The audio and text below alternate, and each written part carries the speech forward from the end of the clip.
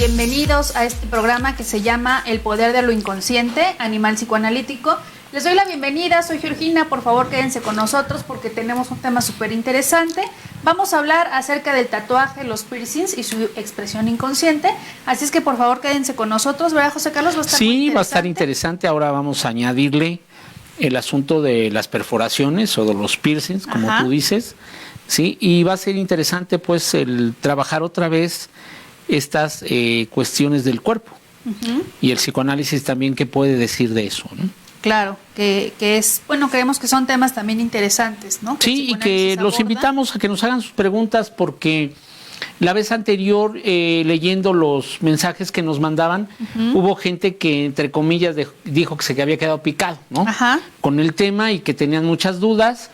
Pues háganoslas saber para que aquí las trabajemos y le dediquemos el tiempo que sea necesario a que ustedes pues resguarden sus dudas, ¿no? La cuestión que tengan que ellos que decir para pues hacerlo esto más dinámico y que sepamos qué es lo que a ellos les interesa, ¿no? Claro, y para eso, bueno, se pueden conectar con nosotros a través de www.proyectaterradio.com, se van a diagonal chat, ahí nos envían por favor sus comentarios o al 7258-5856 y también nos pueden mandar mensajes a nuestra página en Facebook que se llama El Poder de lo Inconsciente. También tenemos un canal de YouTube, ¿verdad? Sí. Ahí también subimos todos los programas por si no nos pueden ver en vivo. Bueno, ahí nos pueden visitar. Y bien, entonces les decía que vamos a hablar acerca de los tatuajes, los piercings o las perforaciones y su expresión que tiene que ver con lo inconsciente. Sí, recordamos un poquito lo que veíamos la sesión anterior. Pero ya se te olvidó invitarlos con nuestros patrocinadores. Sí, también. Nos van a cobrar caro el asunto, ¿no? Bueno, también es importante mencionarles que traemos ahora pues este producto que se nos hizo muy padre, que es una bolsa, es como color mostaza, está padrísima. También tenemos, bueno, el día de hoy traemos unas pulseras que están súper padres, inclusive esta café que tenemos aquí, pues la pueden utilizar los varones. Romano, ¿no? Así es, entonces están súper padrísimas. Pueden contactar con nuestro patrocinador que se llama Piel and Luz, L-U-S-T. Tienen su página en Facebook, entonces son productos pues padrísimos que son de piel, son súper de buena hombro, calidad. ¿no? Mira, el color muy original. Así es. 100% piel, para que dejen de comprar productos chinos. Sí. Sí, no tenemos nada en contra de la comunidad china, pero pues, evidentemente la manufactura mexicana, la mano de obra mexicana. Claro. Y la piel mexicana, bueno. Que son productos 100% mexicanos. Así es. ¿No? Hay que decirlo. Entonces ahí chéquenlo, por favor. Piel and Luz, L-U-S-T.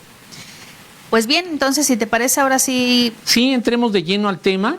Hemos venido tocando temas que precisamente tenían que ver con algún aspecto de la moda.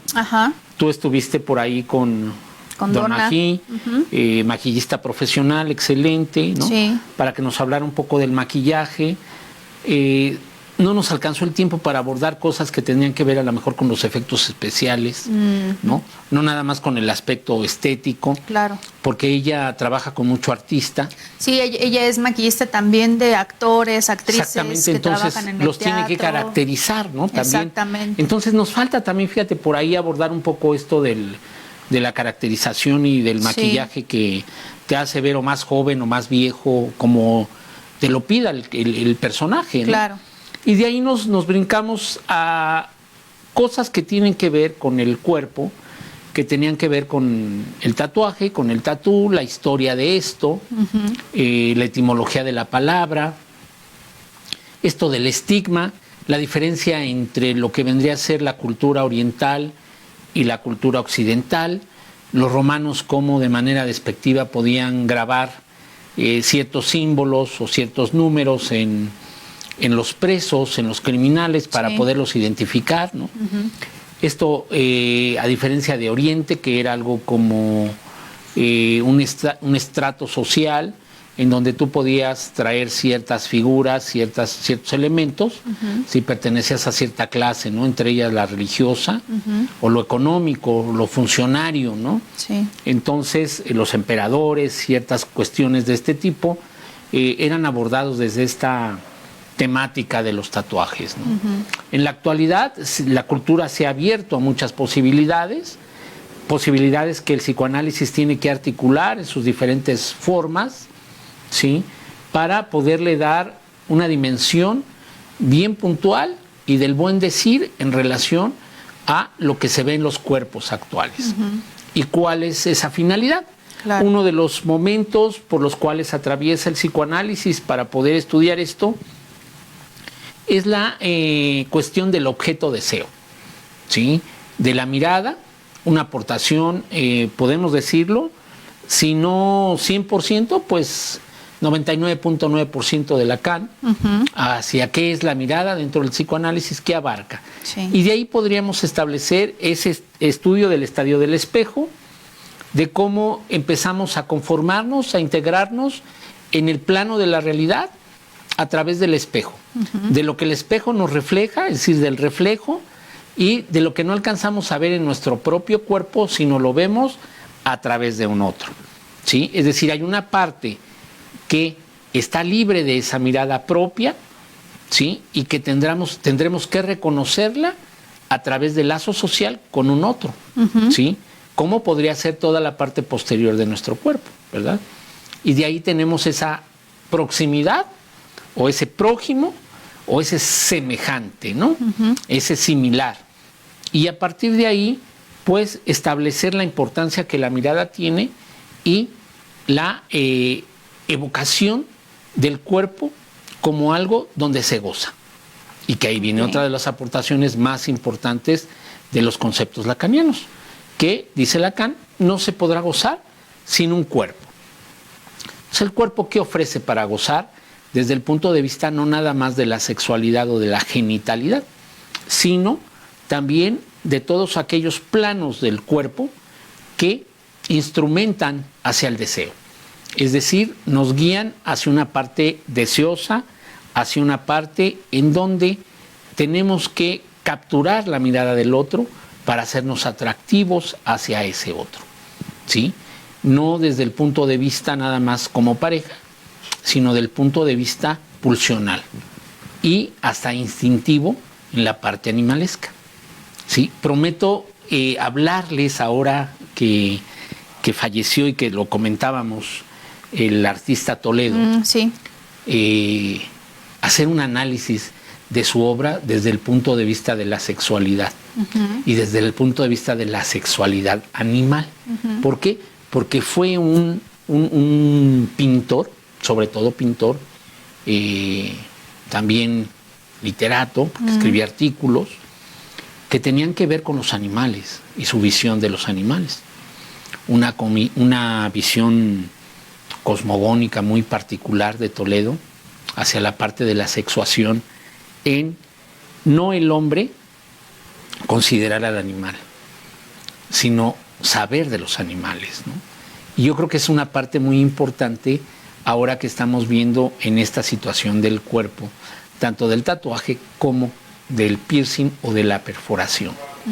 ¿Cuál sería la finalidad, por un momento, de tatuarte en una región específica de tu cuerpo, que tú así lo deseas, con una figura también específica, en donde también prometemos traerles el conocimiento de Jung con respecto a los mandalas? Sí. ¿Sí? Este libro que les recomiendo mucho, El secreto de la flor de oro, ¿sí?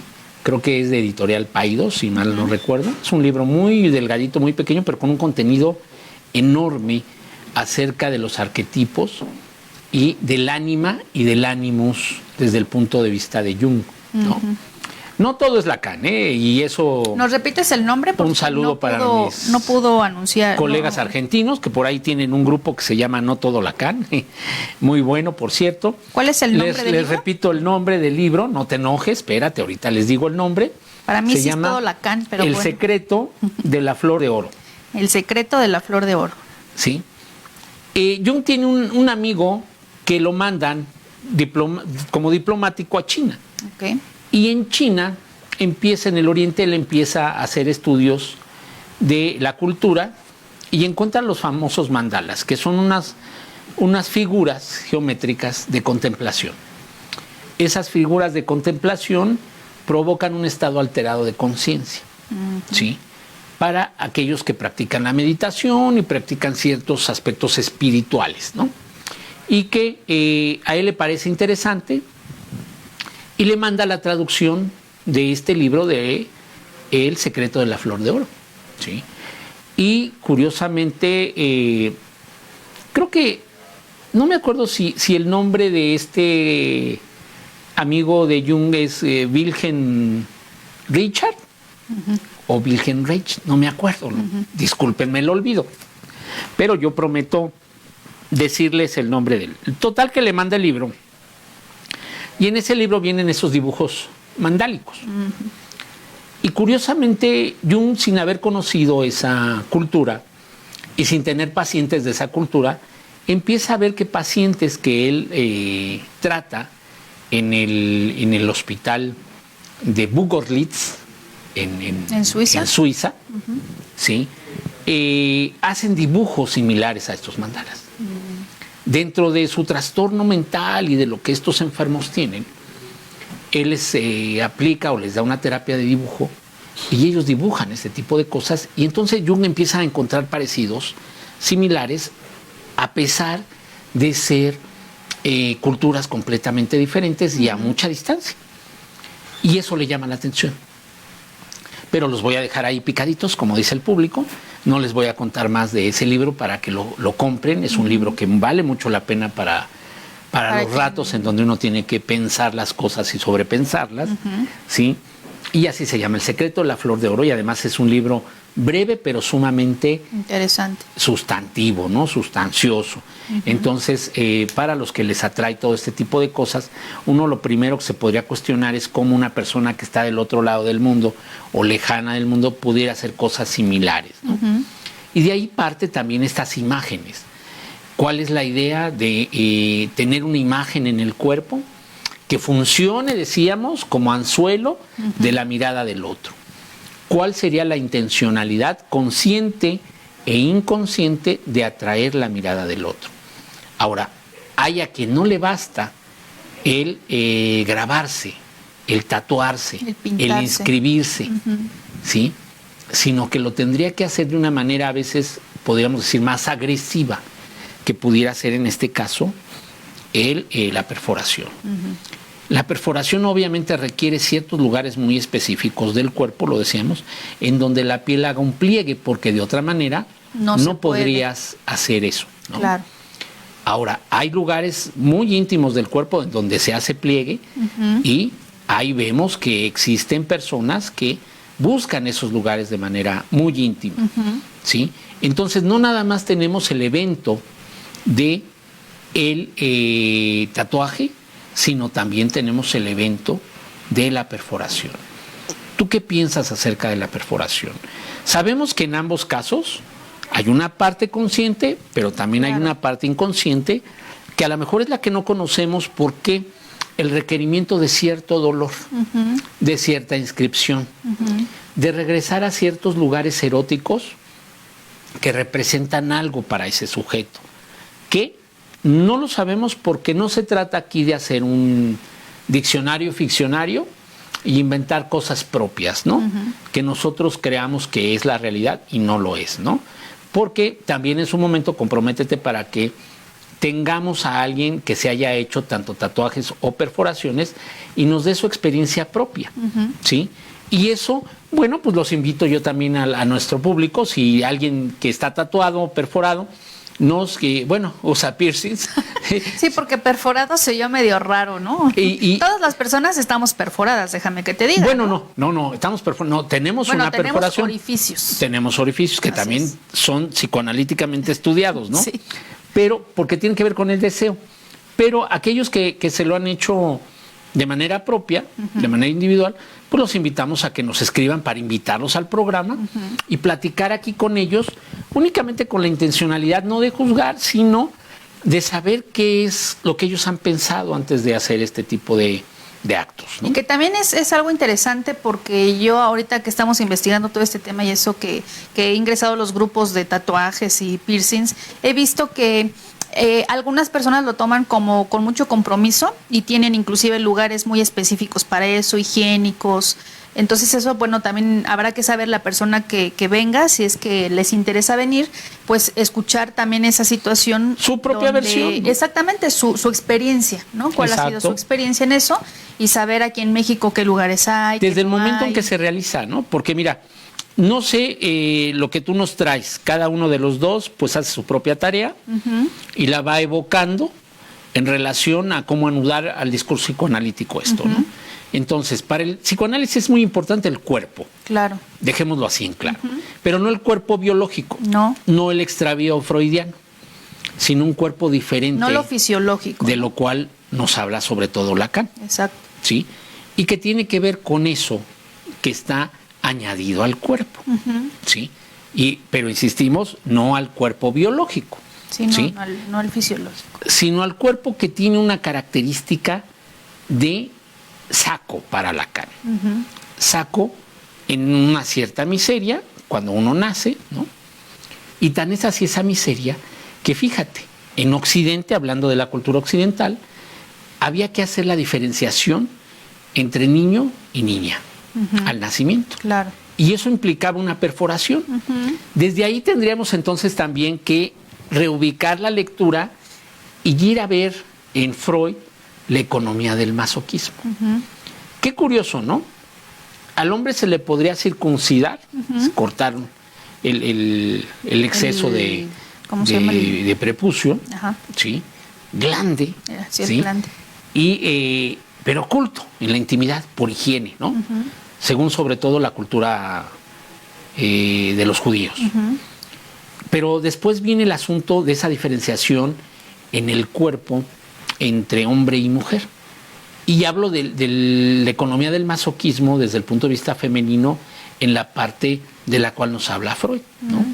Parece que en la mujer desde la cultura muy antigua tenía que haber un aspecto de sometimiento.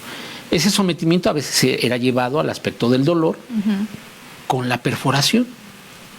Entonces, como tú no podías andar exhibiendo los genitales de la niña y del niño para saber si era uno o era el otro, pues el arete fungía como esa misión, ¿no? Desde el momento en que el otro, a través de la mirada, ubicaba el arete o la racadita, ¿sí? Pues estaba ubicando la diferenciación de sexo, ¿sí? Entonces, fíjate algo cómo empieza como en un concepto de diferenciación entre hombre o entre niño y niña, ¿sí? Y la niña era la que la tenía que padecer, porque por más chiquito que estés, a la hora de aplicar ahí la aguja o de aplicar el mismo arete, porque muchas veces el hoyito del óvulo de la oreja, pues era insertarlo, no ensartarlo, así como va y provocar un dolor, ¿sí? Y ya dejarlo ahí para que no se cicatrizara, ¿no? O había quien te ponía un hilo, ¿sí? Rojo, además de todo rojo, para que todavía fuera como que más anzuelo a la mirada y ubicar, ¡ay, qué bonita su niña!, ¿no? ¿Sí? Y si no, pues era niño, ¿sí? En automático, pero pues a muchos no les perforaban también de manera muy temprana, y esto entre más crecidito, pues era más problema, ¿no? Pero ahora vemos que hubo un tiempo, en una época, tú me lo dirás, en relación a la mujer, que se hacía no una perforación, sino varias. Ya estando inclusive adulta, ¿no? Y le seguían a lo largo del pabellón auricular, ¿sí? ¿Y qué implicaba esto? Un dote como de vanidad, un dote como de cuestiones armónicas, ¿no? De qué bonito porque traes algo ahí brilloso. Luego brincó como que por arte X de la oreja a partes de la cara, que decíamos, requieres un pliegue, ¿no? Requieres, perdón, ya tiré a nuestro patrocinador, ¿sí? Ahí déjalo. Requieres un pliegue para que esto pueda darse, quirúrgicamente, porque hay que decirlo que requieres pues cierto instrumental también, ¿no? Desde a lo mejor un toquecito de anestésico para que esto no sea tan duro, cuando tienes que perforar, por ejemplo, cartílago en las narinas, ¿no? En partes tan sensibles como La boca, extremos de los labios, ¿no? Las cejas. Aquí en la lengua. La lengua. Uh-huh. Yo tuve por ahí alguna compañera de escuela que traía perforada la lengua. Y bueno, entonces, ¿qué implica esto? ¿Qué nos traes ahí? Ahorita que estás diciendo esto de las perforaciones, hablando de la nariz, lo que yo alcancé a investigar en relación a esto es que, por ejemplo, hay un lugar en específico que se llama septum, que tiene que ver con el aro que atraviesa el tejido del tabique nasal, ¿no? O sea, bueno, septum es tabique. Pero tabique en el a lo lenguaje que yo me refiero es nuestro. que en esta parte de la nariz son culturas o poblaciones que para ellos pues es algo natural el utilizar este tipo de aretes, como por ejemplo en la India, África, en Polinesia y en Sudamérica. Entonces, básicamente el objetivo que tenían o que tienen estas culturas es que es para cerrar simbólicamente el tracto respiratorio, para evitar que entren los malos espíritus en la persona, ¿no? Entonces esa es la función que tiene el hacerse una perforación en esa área de la nariz. En el septum nasal. Exactamente. Pensando en que una parte de nuestra nariz está formada por los huesos propios de la nariz, uh-huh, y el septo nasal, que es el que divide lado izquierdo, lado derecho, narina izquierda y narina derecha. Que lo que tenemos aquí es cartílago, se puede decir, no es hueso. No es hueso. El hueso propio de la nariz está un poco más atrás, uh-huh, ya llegando a la altura de los ojos. Como a la base del... Sí, ándale, exactamente, sí. Un poquito más adelante, uh-huh, sí, ya se desarrolla el hueso. Okay. Todo lo anterior, sí, lo que va hacia adelante es cartílago, okay, tanto de un lado como del otro. Por eso es más fácil perforar. Claro. Ahora, eso no implica que no haya dolor. Las terminaciones nerviosas, pues prácticamente gobiernan en todo nuestro cuerpo, ¿no? Uh-huh. Decíamos de los pliegues porque evidentemente requieres un recodo, uh-huh, ¿sí? O doblamiento de la piel para poder ahí insertar el elemento acero, el elemento duro, uh-huh, para poder perforar, ¿no? Entonces, esto tiene implicaciones también de por qué los chicos lo traen en las cejas, uh-huh, en la nariz, en la boca, en la barbilla, también, en el mentón, sí, en la lengua, uh-huh, en partes ya más íntimas que pueden ser genitales, hablando desde las mamas, sí, hasta ya región genital, ¿no? La vagina. Entonces, no sé si recuerdas este sujeto, y recuérdame de qué película es, que trae una serie de aros en la espalda y él se cuelga para excitarse cuando tiene a sus víctimas, asesino serial, ¿sí? Y las ve cómo se están ahogando porque cae agua, ¿no? ¿No es la del dragón rojo? Parece ser que es una de las ¿cómo se le dice? Serie, ajá, de Aníbal Lecter, ¿sí? Que es uno de los asesinos seriales, ese que se come la página de un dragón. Ajá. Sí. Y en la espalda se tatúa un dragón, que también tiene que ver con el tatuaje, pero también tiene perforaciones para colgarse, uh-huh, y levitar a la hora que tiene una excitación del orden de lo sexual, ¿no? Así es. Entonces, todo esto es muy interesante. Eso podrán decir, pues es ficción. Pues la realidad supera la ficción. Eso sí existe. Entonces, desde ahí vemos ese goce, uh-huh, perverso del cuerpo. Ojo, no se empiecen a espantar, amigos, amigas, de que ya estoy diciendo que quien se perfore, pero no. No estamos estoy hablando, por ejemplo, de ese personaje en específico. Ajá. ¿Por qué lo asocia con una cuestión sexual? Ahora, no tendría nada que ver si no es que hablamos de, como lo definen en su caso, por ejemplo, Joel Dor, ¿no? Uh-huh, especialista en las estructuras, sobre, uh-huh, todo de la perversión, que el perverso hace de su cuerpo un campo de experimentación. Así es. Entonces, es a través de esto, sí, que a lo mejor todos tenemos un poquito de ese perfil, más no de la estructura. Uh-huh. Y hacemos de nuestro cuerpo un campo de experimentación, poniéndonos a veces cosas permanentes, uh-huh, o cosas que van y vienen, porque también no hablamos de los tatuajes, aquellos que son, por ejemplo, de henna, ¿no? Claro, que no son permanentes, ¿no? Duran un tiempo y se te van desgastando hasta que se quitan. Así, ¿no? Es. Y que aquel no toma la decisión total, radical de decir, me pongo esto y ahí se va a quedar. Y hay quien toma la decisión, pero hoy en la actualidad con tanta tecnología hay quien se lo quita. Bueno, mira, eso de quitárselo es parcialmente y luego se tiene que poner otro encima de ese, para que pierda lo original, ¿no? Ya sea de las letras o del nombre o de la figura que originalmente se hizo. Ahora, a mí lo que me llama mucho la atención es esta parte que volvemos a lo mismo, tratarla de articular con el psicoanálisis de la parte consciente e inconsciente, de por qué a veces a tan temprana edad puedes decidir ciertas cosas. Sí, aunque te avientes de enemigos permanentes a los padres, ¿no? Porque muchos así lo hacen hasta que empezaron a reglamentarlo y a poner allá afuera que solo se permitía la entrada a mayores de edad para poderse hacer esto, ¿no? Entonces, no sé esto qué tan válido sea, qué tan no válido sea, esos ejercicios de control de la sociedad, del Estado, ¿no? Ahora tenemos esa amarga situación de que ya no te puedes echar una buena cantidad de chelas en la trajinera de Xochimilco porque ya la ley lo prohibió, ¿no? No, pues nada más que te prohíba no levantarte, ¿no? Que el que lleva la góndola, como se le llame, la trajinera, pues hasta que llegues al puerto y te baje, pues te ayude a bajarte y también los otros, ¿no? La familia también, los amigos te controlen, ¿sí? Porque entonces entramos en esa cuestión de la libertad. ¿Hasta dónde eres tú dueño y responsable de tus propios actos? ¿Sí? Y hasta dónde el Estado quiere someter a los ciudadanos a una serie de ridiculeces, ¿no?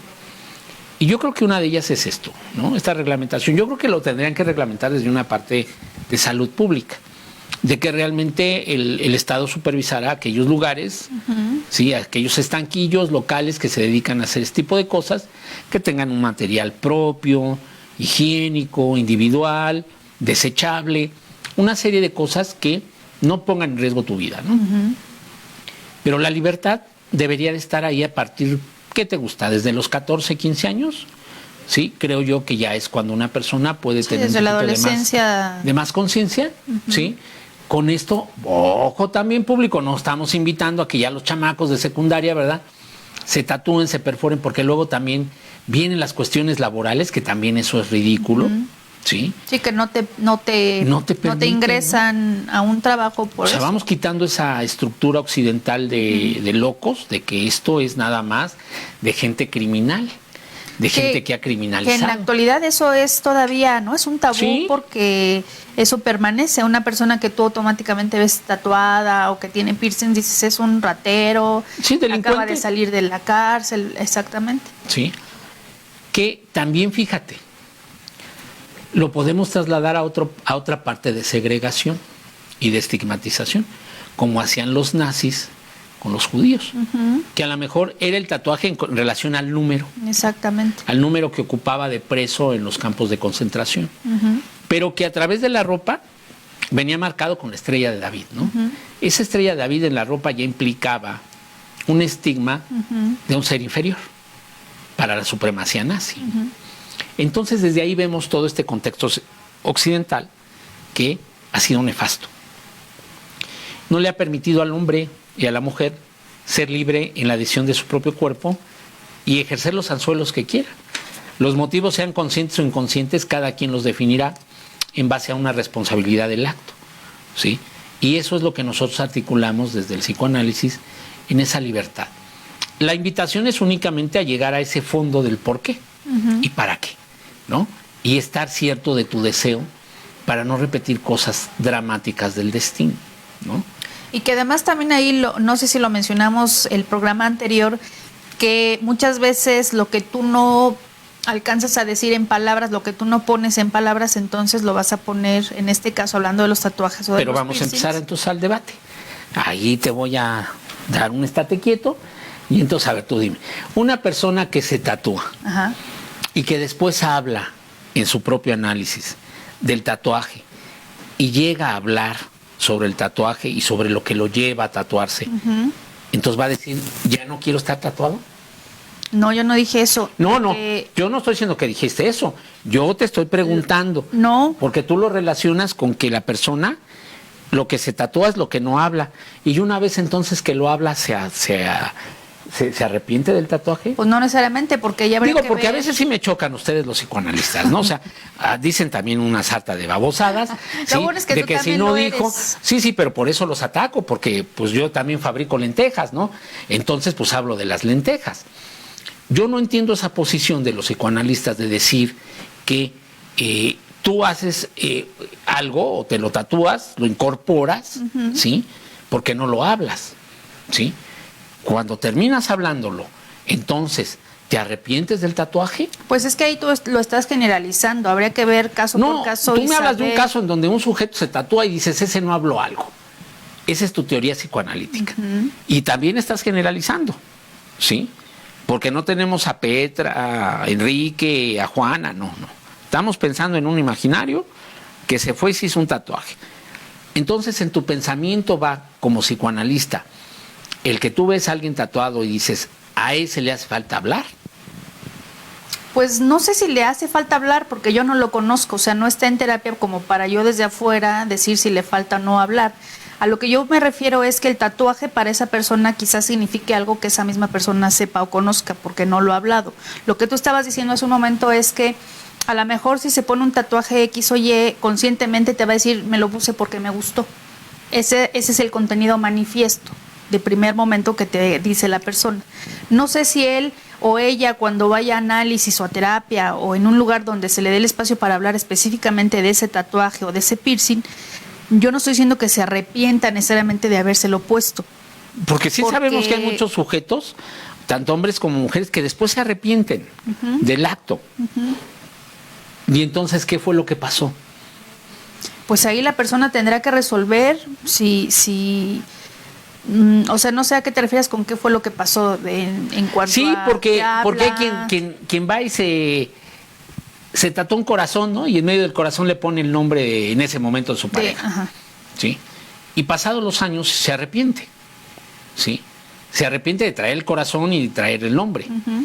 ¿Qué pasó? ¿Sí? Del amor, como dice Lacan, pasamos al a morirse. ¿Sí? ¿O qué es lo que pasa entonces? ¿Sí? No entendió su amor, o su amor, como dice el mismo Lacan, tuvo un contenido muy tonto. ¿Sí? Y llegó a un extremo de ese enamoramiento del cual Lacan habla y dice que es la persona equivocada y le vas a dar lo que no tienes. Entonces no es. te la incorporas aquí, ¿no? Por poner un ejemplo. Y entrar en ese terreno del arrepentimiento, ¿sí? Porque quizá tenga ahí un contexto diferente, ¿sí? ¿Qué diferencia encontrarías tú, brincándonos un poco? Lo que pasa es que a veces, amigos, el tiempo nos gana, entre alguien que se puede hacer una perforación mayor en el óvulo de la oreja, ¿sí? A hacerse una perforación, un piercing en el ombligo, por ejemplo. Porque al hacer pliegue el ombligo, al hacer un círculo, pues hay una parte de piel que puedes enganchar para poner algo ahí, ¿no? Hay quien se pone una piedra en ese círculo del ombligo, hay quien perfora la parte bordeada del deseo, diría Lacan, del orificio, y pone ahí una arracada, por ejemplo, o algo que le cuelga, ¿no? ¿Qué diferencia hay? Pues no sé, ¿no? Habría que preguntárselo a la persona. Yo no te puedo... pero también de manera general, pues también te puedes... No es lo mismo que te perfores la nariz a que te perfores el ombligo. Yo creo que ahí habría algo que tiene que ver con el orden del vínculo, ¿no? Porque el ombligo es la cicatriz de que estuviste y dependiste de alguien. Materno. ¿No? Dependiste de alguien. Por ahí pasaba el alimento, ¿sí? Y por ahí se daban muchas cosas, hasta lo emocional, ¿sí? Entonces, ¿por qué estructuralmente, fíjate, ya no vamos a la parte biológica, al cuerpo biológico, sino a la parte de por qué queda esa cicatriz del ombligo? ¿Sí? ¿Otras especies animales lo tienen? Hablando de los mamíferos. Los perros, por ejemplo, que es muy común. No. ¿A tu perro tal cual se le nota así muy ligeramente o no? Sí, se le nota ligeramente el ombligo, pero no tiene el orificio como los humanos. No lo tiene. Cuando estaba cachorro sí lo tenía más marcado. Entonces, fíjate, ahí nos brincamos también, salto mortal para atrás, ¿no? Los lunares, de los cuales habla Lacan, y las manchas. Sí, sí. ¿Qué implican, no? Hasta la canción esta muy mexicana del cielito lindo, ¿no? Ah, de ese sí. lunar que tienes. Sí. ¿Sí? ¿Qué implica el lunar? Ahora te dice cualquier dermatólogo, quítatelo porque no vayas del cáncer de piel, ¿no? Y si te crece o se hace negro con el sol, y, bueno, una sarta también de babosadas, ¿no? Porque todo está aquí adentro, ¿sí? Ya te quedaste muy pensativo. Pero es lo que estoy pensando, o sea, el lunar visto como, por ejemplo, una marca como el tatuaje, así en ese Pues de ahí en ese parte, aspecto. de ahí parte. Yo tengo familiares que se tatuaron hace 40 años un lunar, porque no existían esos tatuajes como tal, y de repente alguien dijo, a ver si me pongo con la aguja unos puntitos y unos piquitos de tinta china, ¿qué va a pasar? Porque quiero un lunar aquí, ¿no? Ok. Que además se decoloraba de una manera diferente. Sí, a ti no te tocó, pero en el caso de la vanidad femenina, Claro. había muchas mujeres que se ponían el agua oxigenada en los vellos, sí. que se le hicieran rubios para que no se notara, No se notara a la luz, ¿no? claro. Que trajeras una blusa corta, ¿sí? Que tiene que ver con la estética, pero tiene que ver también con ese orden de la mirada, de lo que veo, de cómo atrapo al otro, del otro cómo me atrapa, ¿sí? Fíjate, es contradictorio. Ahora que está habiendo todo este movimiento en donde la mujer se está emancipando, por así decirlo, liberando, empoderando, como dicen algunos sociólogos y demás, de que no les digas cosas, de que no. Más sin embargo, hay quien, entonces dices, bueno, ¿y para qué te tatuaste ahí? Traes una blusa muy escotada. Sería contradictorio que alguien no te dijera algo de eso, ¿no? Que no resignificara al otro en la mirada. Sí, porque es lo que tú estabas en la diciendo, seducción. es un anzuelo para el otro, ¿no? O sea, otro, no específicamente hablando de un varón o de una mujer, sino en general, ¿no? Del otro, de la mirada. Hay un otro con O mayúscula, Ajá. que implica un significado muy oculto, ¿sí? En lo social, en lo cultural, en lo antropológico, y un otro con O minúscula, que tiene que ver con el prójimo, con algo que es un poco más... que es próximo, ¿no? Que es, ¿cómo se puede explicar? Más pegado a la realidad de una descripción consciente. Yo así lo pondría, ¿sí? Pero para que vean que esto es muy complejo, inclusive para tratar de ponerlo en la articulación del lenguaje psicoanalítico, ¿sí? Porque eso de usar a veces también frases prehechas, ¿sí? Como esto que te critico y que pues nos vamos a echar un round en relación a que, ay, pues se tatuó porque no lo habló, ¿sí? Bueno, hay gente yo muy conozco habladora. personas o pacientes o gente que ese tatuaje le significa algo porque en su momento tenía que ver con algún dolor que no lo habló, que no lo pudo tramitar y entonces va y se pone ese dibujo, esa Y los que no imagen. tenemos tatuajes no tuvimos dolores y sí lo hablamos. No, sí, claro, pero es diferente, ¿no? O sea, estamos hablando específicamente de los tatuajes y las perforaciones porque tiene que ver con eso que tú estás Amigos, diciendo. a veces no le crean del al psicoanálisis, goce, del ¿no? anclaje, de la mirada, ¿no? De ese tipo de cosas que tiene que ver Pues es que con... hay que decirlo, porque hay un loco ahí de los grupos que tenemos que quiere hablar del psicoanálisis ciencia, ¿no? No, esto no es una ciencia. Esto surgió del sujeto y de las necesidades del sujeto a través de su historia, ¿sí? Que fue lo que el mismo Freud fue escribiendo, ¿sí? Y que hay quien quiera utilizar los matemas y el grafo del deseo y cosas, es muy válido, pues es una teoría, pero es una teoría. Es una teoría en donde encajan otras teorías y en donde otras teorías también lo pueden explicar, ¿no? Pero vamos con los amigos. Y que, bueno, aquí también me parece importante nada más mencionar que en relación a esto que nosotros abordamos del tatuaje o de los piercings, independientemente del debate que se haga, pues lo que nosotros tratamos como de alguna forma exponer es que no estamos estigmatizando para bien o para mal claro, no. Los tatuajes o los piercings. No, lo menos que un ¿no? psicoanalista puede ser. Sino que a lo que nosotros queremos llegar es que esto tiene que ver con una expresión de lo inconsciente para ese sujeto en específico. No sabemos qué expresión inconsciente sea, pero sí manejarlo de esa situación porque yo he visto como manuales o como diccionarios que dicen si tú tienes un tatuaje de esto significa esto, ¿no? Si te pones un Sí, como los sueños, si no exactamente, y no es así, ¿no? Sino se tiene que ir caso por caso y de manera pues muy individual y específica. Pero bueno, les agradecemos mucho sus comentarios. Nos dice Hugo que los piercings y los tatuajes siempre los han utilizado nuestros antepasados. Susana nos dice, ¿por qué la necesidad de hacerse perforaciones en sus cuerpos. Hay mujeres y hombres que incluso se los hacen y se distorsionan sus cuerpos y caras. Bueno, ahí es algo importante o interesante lo que menciona Susana. ¿A qué te refieres con distorsionar el cuerpo y las caras? Como si fuera, no sé, algo diferente, ¿no? El tatuaje y el piercing, a eso no sé a qué te refieres con distorsionar el cuerpo y la cara. Paulina nos dice: saludos desde Veracruz. He visto personas que se tatúan y se malforman sus caras. Otra persona que igual nos habla de la malformación.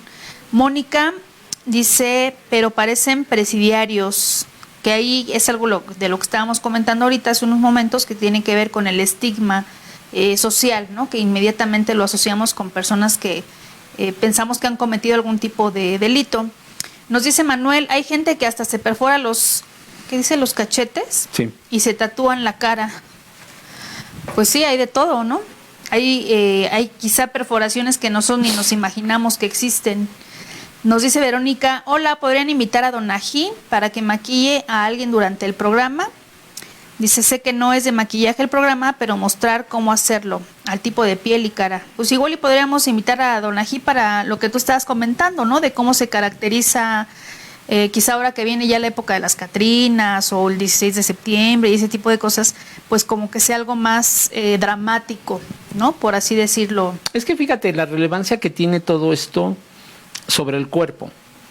Es que no nada más es la cuestión de, por ejemplo, traer a alguien a que maquille a alguien. Uh-huh. Ese que se maquilla, ¿qué expectativa tiene de sí mismo? Y el que maquilla, ¿qué expectativa tiene tanto de sí mismo como de lo que va a crear? Claro. ¿No? De ahí el talento. O sea, no todas las personas pudieran ser maquillistas, ni a todas las personas les viene bien cierto tipo de maquillaje. Uh-huh. ¿Sí? Entonces, ¿qué es lo que pretende uno con el cuerpo? Esa es la parte que estudia el psicoanálisis. ¿Qué voy a hacer con mi cuerpo? ¿Sí? Estamos viendo una serie de patologías modernas, entre comillas patologías, porque son condiciones de vida, en donde, por ejemplo, un niño del espectro autista, ¿qué hace con su cuerpo? Uh-huh. ¿Sí? ¿Y qué queremos nosotros que él haga con su cuerpo? Claro. Lo mismo que nosotros hacemos. Sí. ¿Sí? Yo en algún diplomado que tomé había una de las técnicas de jugar al espejo. Y era ponerte con una persona humana similar a ti y que siguiera los movimientos que tú hacías, ¿no? Uh-huh. Y esto, ¿por qué tiene una tendencia a la diversión? ¿Por qué te parece chusco? ¿Por qué le complejizas al otro los movimientos que tú estás haciendo para demostrarle que no puede hacer lo que tú puedes hacer? Uh-huh. Entonces, esto tendría que ver también con eso de hacer algo que el otro no lo va a hacer. Y de ahí tiene otro anzuelo el tatuaje o la perforación. Claro. El llamar la atención a través de lo atrevido que puede ser. Uh-huh. ¿Sí? De lo esplendoroso que puede ser por colores, por finura, porque finalmente esto pasa como cuando escoges a un cirujano, ¿no? Tú quieres al mejor. Uh-huh. Y el mejor pues cuesta más. Claro. Obviamente. Por su talento, uh-huh, por el mismo material que utiliza. Sí. ¿Sí? Y ahí también vendría un estigma, ¿no?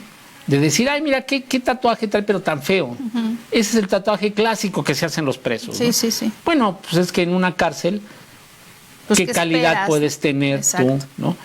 Porque además ellos aprenden ahí adentro, uh-huh, o se entretienen con eso. Uh-huh. No son profesionales de eso. Entonces, aquí es donde viene toda la desgracia social. Empezar a descubrir en el otro sus impurezas, ¿no? Uh-huh. Vistas por mí. Porque a lo mejor yo tengo más impurezas sin estar tatuado, uh-huh, ¿sí?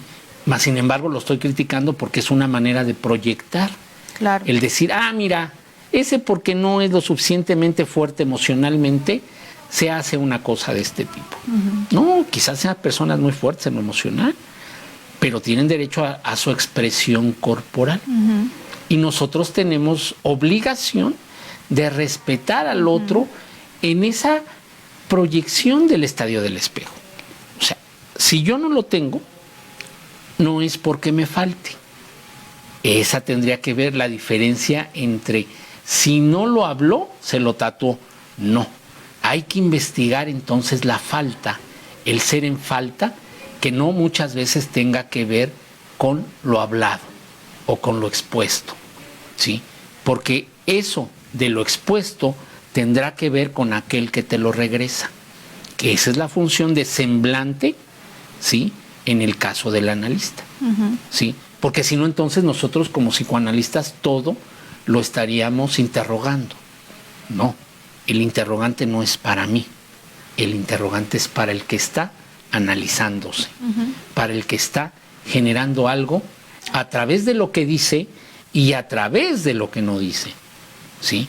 Porque no se puede decir todo, ¿sí? Y ahí, al no completar esa parte del no se puede decir todo, estamos en falta.